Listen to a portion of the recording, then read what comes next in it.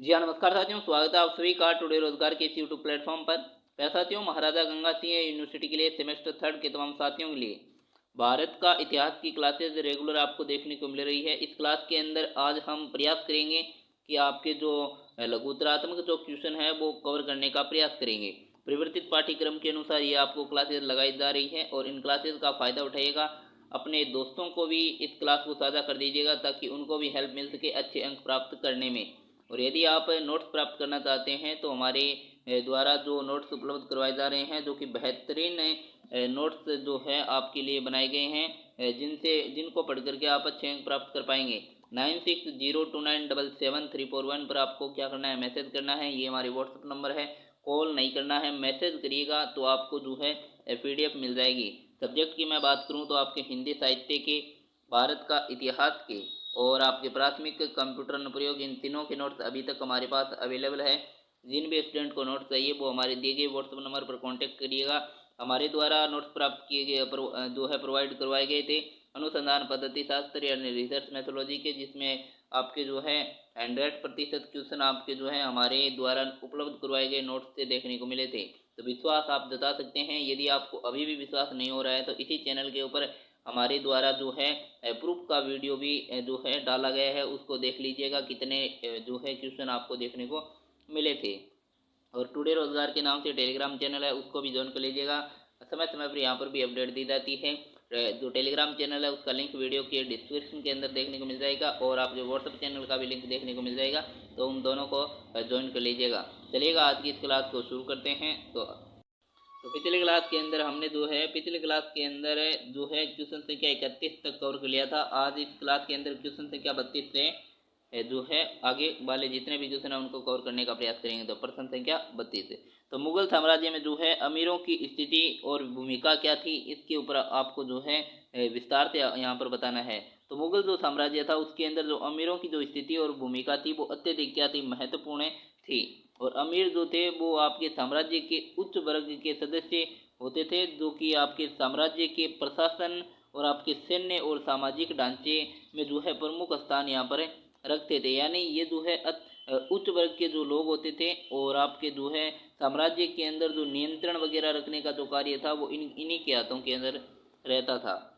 बात करें प्रथम के अंदर तो अमीरों की जो स्थिति थी वो साम्राज्य की शासन व्यवस्था में एक महत्वपूर्ण भूमिका निभाती थी। वे जो है विभिन्न रैंकों और आपके पदों पर यहाँ पर रहते थे। इनके पास विभिन्न रैंक भी थे, पद भी थे, और जिनमें से कुछ को जो है मनसबदार के रूप में जाना जाता था। इन अमीरों को जो है भूमि, संसाधन और स्थानीय शासन का अधिकार भी यहाँ पर क्या है, दिया जाता था। और ये जो है प्रशासनिक जो है प्रणाली जो है साम्राज्य की स्थिरता को और विकास के लिए जो है अत्यधिक क्या थी, आवश्यक थी। दूसरा था कि अमीरों ने जो है साम्राज्य के सैन्य ढांचे में भी क्या किया, महत्वपूर्ण भूमिका यहाँ पर निभाई थी। वे उच्च रैंक के जो है सैन्य अधिकारियों के रूप में कार्य करते थे और वे सेना के संचालन में सक्रिय भागीदारी जो है आपके करते थे। और उनका जो सैन्य नेतृत्व था वो साम्राज्य की सुरक्षा और आपके विस्तार में क्या रहा है, सहायक रहा है। तीसरे पॉइंट की बात करें तो अमीरों का जो आर्थिक स्थिति में महत्वपूर्ण योगदान था और वे भूमि के मालिक होते थे और राजस्व वसूल करते थे। इस प्रकार से वे साम्राज्य के खजाने को बढ़ने में महत्वपूर्ण भूमिका भी यहाँ पर निभाते थे। चौथा था कि अमीरों ने जो है आपके सांस्कृतिक और शैक्षणिक विकास में भी योगदान दिया और उन्होंने कला, संगीत, साहित्य का प्रोत्साहन भी यहाँ पर किया था। कई अमीरों ने जो है खुद को शायरी, चित्रकला और अन्य कलाओं में समर्पित किया, जिससे मुगल संस्कृति जो है उसको समृद्धि मिली।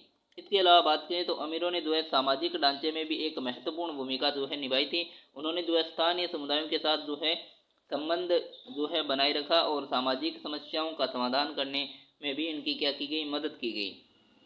इस प्रकार से जो है मुगलों के साम्राज्य में जो है अमीरों की स्थिति और भूमिका अत्यधिक महत्वपूर्ण थी। उनकी शक्ति और प्रभाव ने न केवल प्रशासनिक और सैन्य कार्यों को नियंत्रित किया बल्कि सांस्कृतिक और सामाजिक विकास को भी बढ़ावा दिया। और अमीरों की जो ये स्थिति थी वो आपके साम्राज्य की स्थिरता और आपके विकास के लिए आवश्यक जो है आधार रही थी।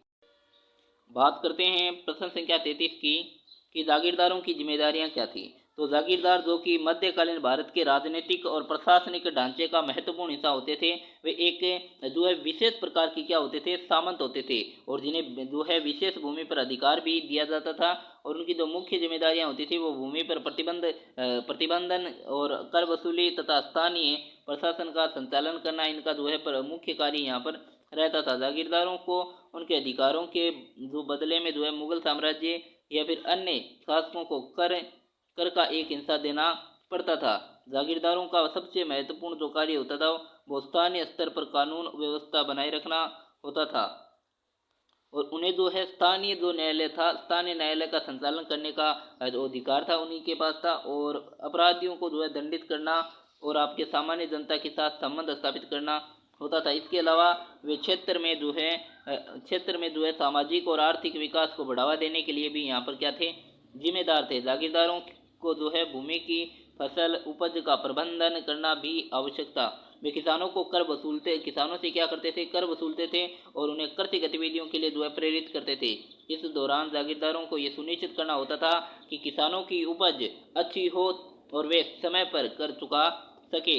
इसके अतिरिक्त बात करें तो जागीरदारों को अपनी जागीर की रक्षा करने के लिए सैनिक बल का प्रबंध भी करना होता था। उन्हें जो है क्षेत्र में शांति बनाए रखने और बाहरी आक्रमणों से अपनी जागीर की सुरक्षा करने के लिए तैयार रहना पड़ता था। कुल मिलाकर के बात की जाए तो जागीरदारों की जिम्मेदारियों में शासन, प्रशासन, कर वसूली, न्याय व्यवस्था और स्थानीय विकास यहाँ पर क्या था, शामिल था। उनका जो है कार्य प्रणाली को सुचारू बनाने में महत्वपूर्ण भूमिका है वो निभाता था, और लेकिन अक्सर वे जो है अपनी शक्ति का दुरुपयोग भी करते थे, जिससे क्या होता था, किसानों और आम जनता में जो है आपके जो है विपरीत प्रभाव जो है पड़ता था।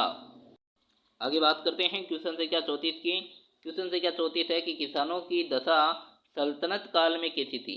तो सल्तनत जो काल था उसमें किसानों की जो स्थिति थी वो काफ़ी दयनीय और कठिन थी। इस काल में जो है भारत में कृषि व्यवस्था पर आधारित अर्थव्यवस्था यहाँ पर थी, और जिसमें क्या होता था कि किसानों की मेहनत से कृषि उपज होती थी, लेकिन इसके बावजूद भी किसानों को अनेक समस्याओं का सामना करना पड़ता था। किसान जो थे ज़्यादातर जागीरदारों या फिर स्थानीय सामंतों के अधीन होते थे, जिन्हें उन्हें कर जो है चुकाने होते थे। वे कर अक्सर क्या होते थे, बहुत ही उच्च होते थे, जिससे क्या होता था कि किसान इनका जो है भुगतान नहीं कर पाता था। इनके लिए भुगतान करना क्या होता था, कठिन होता था। इसके अलावा हम बात करें तो कर वसूली के लिए सामंतों द्वारा कई बार है वो अत्यधिक दबाव डाला जाता था, और जिससे किसानों का जो है जीवन है वो दयनीय हो जाता था। यानी कड़े इनके द्वारा है वो कठोर दंड भी यहाँ पर दिए जाते थे। बात करें किसानों के लिए जो है उनके अधिकारों की कोई गारंटी नहीं थी, और अगर कोई किसान कर नहीं चुका पाता था तो उसे दंडित किया जाता था, जैसा कि हमने बताया है अभी, दंडित भी किया जाता था। उसकी जो है भूमि छीन ली जाती थी, और आपके जो है इससे किसानों में जो है असुरक्षा का माहौल भी बना रहता था। अधिकांश जो किसान थे वो क्या थे, गरीब थे, और उन्हें खेती करने के लिए कई बार जो है उधार लेना पड़ता था। यदि फसल अच्छी नहीं होती तो उनकी आर्थिक स्थिति और भी खराब हो जाती थी। इसके साथ ही प्राकृतिक आपदाएं, सूखा और बाढ़ भी जो है किसानों के लिए एक गंभीर समस्या थी। और कुल मिलाकर के मैं बात करूं तो सल्तनत काल के अंदर जो है किसानों की जो स्थिति थी वो अत्यंत दयनीय रही है, और उन्हें जो है करों का भारी बोझ, और उनको जो है उन पर जो है करों का भारी बोझ डाला जाता था, और सामंत जो थे वो अत्याचार वगैरह करते रहते थे उन पर, और प्राकृतिक आपदाओं से भी इनको क्या है सामना करना पड़ता था। और इन सभी कारणों से जो है कारकों ने जो है किसानों के जीवन को कठिन और असुरक्षित यहाँ पर क्या कर दिया था, बना दिया था। बात करते हैं प्रश्न संख्या 35 की। प्रश्न संख्या 35 है कि स्त्रियों की स्थिति इस काल में कैसी थी। इस काल के अंदर अर्थात सल्तनत काल में। तो बात करते हैं सल्तनत काल में स्त्रियों की स्थिति सामाजिक, आर्थिक और राजनीतिक दृष्टि से देखा जाए तो काफ़ी कमज़ोर देखने को मिली है। इस काल में महिलाओं की जो स्थिति है उसको समझने के लिए हमें जो है विभिन्न पहलुओं पर गौर करना आवश्यक है। कौन कौन से पहलू है वो यहाँ पर दिए गए हैं। पहले बात करते हैं सामाजिक दृष्टि से। तो स्त्रियों की जो स्थिति है वो बहुत सीमित थी। उन्हें घर के भीतर रहने की अपेक्षा जो है की जाती थी, और सार्वजनिक जीवन में उनकी भागीदारी न्यूनतम थी। पारंपरिक मूल्यों के अनुसार महिलाओं को शिक्षा प्राप्त करने की अनुमति बहुत कम थी, जिससे क्या होता था, उनका आर्थिक स्वतंत्रता भी क्या था, प्रभावित होती थी। बात करें आर्थिक दृष्टि से तो अधिकांश स्त्रियां जो है खेती या घरेलू उद्योगों में काम करती थी, लेकिन उनके काम को अक्सर मान्यता नहीं दी जाती थी। महिलाएं जो है अपने पति या फिर बात करें परिवार के अन्य पुरुषों या फिर सदस्यों पर जो है निर्भर रहती थी, जिनसे उनकी आर्थिक स्थिति काफ़ी कमज़ोर होती थी। राजनीतिक दृष्टि से देखा जाए तो स्त्रियों की भागीदारी सीमित थी। यद्यपि कुछ रानी और महिलाओं ने राजनीतिक शक्ति हासिल की, जैसे कि रानी दुर्गावती या रानी पद्मिनी, लेकिन यह बहुत कम मामले में थी। आमतौर पर बात करें तो महिलाओं को राजनीतिक निर्णयों में जो है कोई स्थान नहीं दिया जाता था। इन समस्याओं के बावजूद कुछ जो स्त्रियां थी वो अपने समय की सांस्कृतिक और सामाजिक गतिविधियों में सक्रिय थी। वे साहित्य, संगीत और कला में योगदान करती थी, लेकिन ये घटनाएं जो है अपवाद के रूप में थी और सामान्यतः स्त्रियों की स्थिति बहुत ही कठिन थी। कुल मिलाकर के बात की जाए तो सल्तनत काल के अंदर स्त्रियों की स्थिति मुख्यतः असमानता और प्रतिबंधों से घिरी हुई थी। उन्हें जो है सामाजिक, आर्थिक और राजनीतिक दृष्टि से देखा जाए तो बहुत सी समस्याओं का इनको क्या करना पड़ा, सामना करना पड़ा था।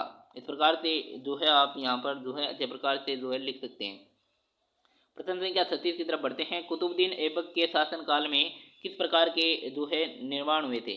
तो कुतुबुद्दीन ऐबक के शासनकाल यानी 1206 से लेकर के 1210 के मध्य की बात करें तो भारत में है वो कई महत्वपूर्ण निर्माण कार्य यहाँ पर देखने को मिले, जो उस समय की वास्तुकला और संस्कृति का क्या थे, प्रतीक थे। कुतुबुद्दीन ऐबक, जिन्होंने दिल्ली सल्तनत की नींव रखी थी, ने जो है अपने शासन में जो है वास्तुकला के क्षेत्र के अंदर कई उल्लेखनीय परियोजनाएं शुरू की थी।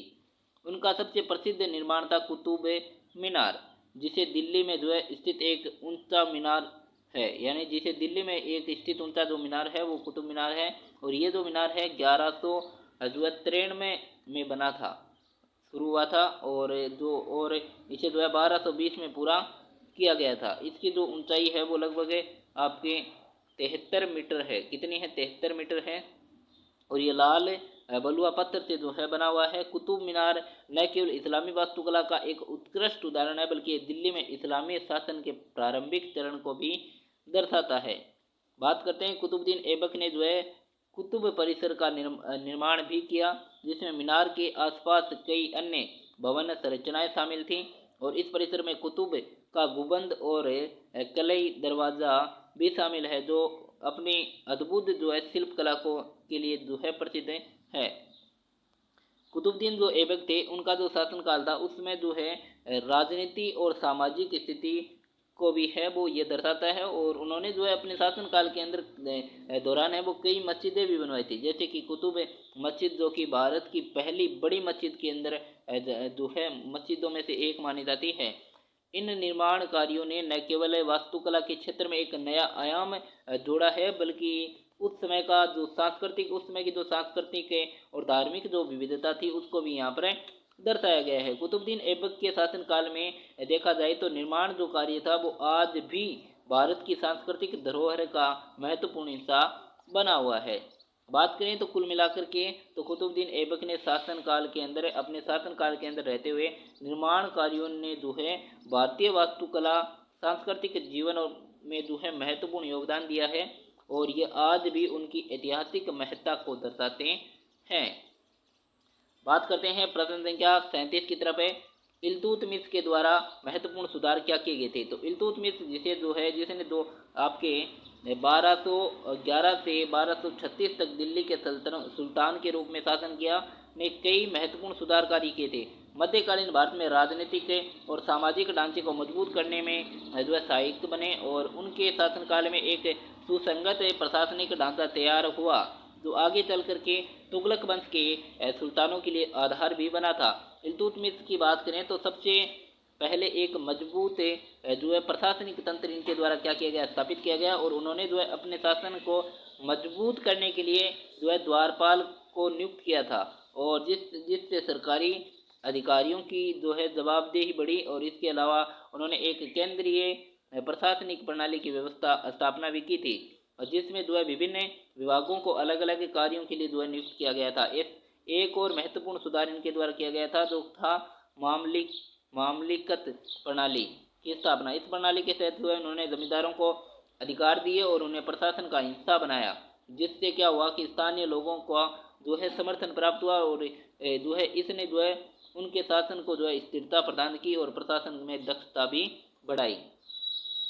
और इल्तुतमिश ने जो है धर्मनिरपेक्षता को बढ़ावा दिया और विभिन्न धार्मिक जो समुदाय थे उनके बीच जो है सद्भावना बनाए रखने के लिए कई कदम उठाए। उन्होंने हिंदू मुस्लिम दोनों के साथ न्याय किया, जिससे उनकी लोकप्रियता के अंदर क्या हुई, बढ़ती देखने को मिली। उन्होंने अपनी शक्ति को बढ़ाने के लिए जो है सामरिक विवाह भी किए और उदाहरण के लिए जो है उन्होंने राजपूतों से भी विवाह करके अपने पक्ष में किया और इस प्रकार इल्तुतमिश ने जो है न केवल प्रशासनिक सुधार किए बल्कि सामाजिक सुधार भी इनके द्वारा किए गए और जिससे उनका जो है शासन सशक्त और प्रभावशाली बना। इस प्रकार से आप यहाँ पर जो है इसका भी आंसर लिख सकते हैं।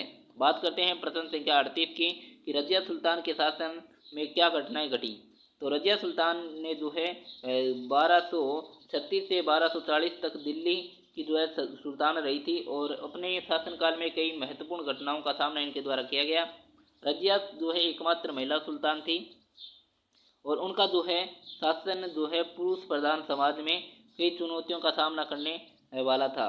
रजिया का शासन जो है शक्ति जो है संतुलन में एक महत्वपूर्ण मोड़ था। उन्होंने अपने पिता इल्तुतमिश के बाद सत्ता संभाली और अपने प्रशासन में कई सुधार किए। उन्होंने अपने सलाहकारों की बजाय अपने बल पर निर्णय लेने का प्रयास किया और जिससे कई दरबारियों के साथ संघर्ष हुआ। उनके दरबारी और नीतिगत विरोधियों ने जो है उन्हें सत्ता से हटाने की योजना भी बनाई थी और उनके जो शासनकाल में जो है प्रशासनिक सुधारों के साथ साथ उन्होंने जो है शिक्षा और संस्कृति को बढ़ावा दिया। रजिया ने कई स्कूलों और पुस्तकालयों की स्थापना की जिससे विद्या और कला को प्रोत्साहन मिला। हालांकि रजिया को कई राजनीतिक चुनौतियों का भी सामना करना पड़ा था और उनके खिलाफ विद्रोह भी हुआ था, विशेषकर उनके भाई और अन्य दरबारियों के द्वारा।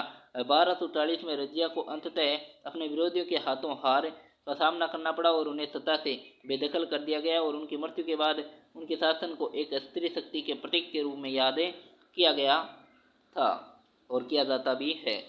बात करें प्रश्न संख्या 39 की कि जो खिलजी साम्राज्य ने जो है व्यापार को कैसे प्रभावित किया था। तो खिलजी साम्राज्य था जो कि 1290 से लेकर के 1320 तक रहा है। भारतीय उपमहाद्वीप के व्यापार पर गहरा प्रभाव डाला था इनके द्वारा। अलाउद्दीन खिलजी के शासनकाल में व्यापार के विभिन्न पहलुओं में यहाँ पर सुधार देखने को मिला था और उनका जो मुख्य उद्देश्य था वो ये था कि व्यापार को बढ़ावा देना और अतिरिक्त आंतरिक जो व्यापार था उसको संगठित करना इनका क्या था मुख्य उद्देश्य रहा है। बात करें खिलजी ने जो है बाजारों को यहाँ पर नियंत्रित किया, अनाज, कपड़ा और अन्य वस्तुओं की कीमतें तय की। उन्होंने जो है दाम प्रणाली लागू की थी और जिससे व्यापारियों के लिए एक निश्चित कीमत पर सामान बेचने की बाध्यता भी बनी। इससे क्या हुआ कि व्यापार की जो स्थिरता थी उसमें मदद मिली और दामों में अस्थिरता कम देखने को मिली। अलाउद्दीन ने जो है आपके विदेशी व्यापार को बढ़ावा देने के लिए कई विदेशी व्यापारियों को आमंत्रित किया। विशेष करके बात करें तो मध्य एशिया के और अरब से जो है आपके व्यापारी आए थे और इसने जो है न केवल आर्थिक वृद्धि को बढ़ावा दिया बल्कि सांस्कृतिक आदान प्रदान को भी बढ़ावा दिया। और खिलजी साम्राज्य के दौरान बात करें तो दिल्ली को एक प्रमुख व्यापार केंद्र के रूप में विकसित किया गया और उन्होंने सड़कें, यातायात के मार्ग बनाए जिससे व्यापारियों के लिए यात्रा करना भी क्या हो गया, आसान हो गया। इसके अलावा उन्होंने करों को सरल और उचित बनाया जिससे छोटे व्यापारियों को भी लाभ हुआ। और खिलजी साम्राज्य का एक जो है अन्य महत्वपूर्ण पहलू था कि उन्होंने युद्ध और आक्रमणों के जरिए कई क्षेत्रों पर नियंत्रण प्राप्त किया था जिससे क्या हुआ था कि व्यापार मार्ग सुरक्षित हुए। इस प्रकार से खिलजी साम्राज्य ने व्यापार को न केवल संगठित किया था बल्कि आर्थिक वृद्धि और सांस्कृतिक समृद्धि को भी बढ़ावा दिया था। बात करते हैं प्रश्न संख्या 40 की। प्रश्न संख्या 40 है कि मोहम्मद तुगलक की प्रशासनिक नीतियां क्या थी। तो मोहम्मद तुगलक जो कि 1320 से 1351 तक इनका शासनकाल रहा है ने अपने शासनकाल में कई अनूठी और विवादास्पद जो प्रशासनिक नीतियां इनके द्वारा अपनाई गई थी। उनकी जो नीतियों का उद्देश्य साम्राज्य की स्थिति को मजबूत करना था और लेकिन क्या हुआ था कि इनसे कई समस्याएं भी उत्पन्न हुई थी। तो बात करते हैं एक एक समस्या को लेकर के। एक प्रमुख नीति थी इनकी द्वितीय राजधानी की स्थापना करना। उन्होंने क्या किया था, अपनी राजधानी को दिल्ली से दौलताबाद स्थानांतरित किया, जिससे लोग दिल्ली से दौलताबाद की ओर पलायन करने लगे थे। हालांकि ये योजना विफल रही और अंततः उन्होंने दिल्ली लौटने का निर्णय भी लिया। तुगलक ने जो है मुद्रा सुधार की कोशिश की और नई चांदी की मुद्रा जारी की। उन्होंने मौजूदा सिक्के की जगह नई मुद्रा को लागू करने का प्रयास किया, लेकिन इससे मूल्यह्रास और बाजार में अस्थिरता उत्पन्न हो गई। उन्होंने जो है करों को बढ़ाया और जो कि उनके शासनकाल के दौरान व्यापक असंतोष का कारण बना। ग्रामीण क्षेत्रों में करों का अत्यधिक बोझ किसानों के लिए असहनीय हो गया, जिससे विद्रोह हुए। बात करते हैं, मोहम्मद तुगलक ने जो है प्रशासनिक दक्षता बढ़ाने के लिए कई सुधारों का प्रयास भी इनके द्वारा किया गया, लेकिन स्थानीय स्तर पर अधिकारियों की नियुक्ति और भूमि का रजिस्ट्रेशन जो है, हालांकि उनके जो है असफल प्रयासों और विवादास्पद नीतियों के कारण उनकी जो है लोकप्रियता के अंदर कमी देखने को मिली। आखिरकार तुगलक की नीतियां और उनके शासनकाल को अस्थायी बनाने में असफल रही और उनका शासनकाल एक कठिन और अस्थिरता के दौर के रूप में याद किया गया और उनके प्रशासनिक प्रयोगों के बाद के सुल्तानों के लिए कई जो है सिक्के जो है दी, जिससे भारतीय राजनीति की दिशा बदल गई। दिशा और दशा दोनों ही बदल चुकी थी। तो आज की क्लास के अंदर इतने ही क्वेश्चनों को कवर करेंगे। बचे हुए क्वेश्चनों को अगली क्लास के अंदर हम कवर करने का प्रयास करेंगे। तो मिलेंगे अगली क्लास के अंदर, तब तक के लिए जय हिंद, जय